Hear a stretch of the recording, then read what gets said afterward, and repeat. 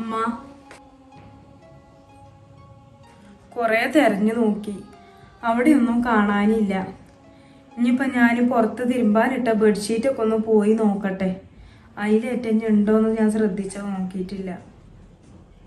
ഇല്ലേ, ഇനിയിപ്പോൾ എന്താ കാട്ടുക? വല്ലാത്തൊരു ഇടങ്ങേറ് തന്നെയായി പോയിപ്പത്. അത് കിട്ടിക്കോളുമ്മ, നിങ്ങൾ ബേജാറാകണ്ട. നമ്മൾ കുറേ ടെൻഷൻ അടിച്ച് ബേജാറായിട്ടൊന്നും കാര്യമല്ല. നമുക്ക് കിട്ടാനില്ലാണെങ്കിൽ കിട്ടും. നിങ്ങൾ ഇടങ്ങാറാകണ്ട.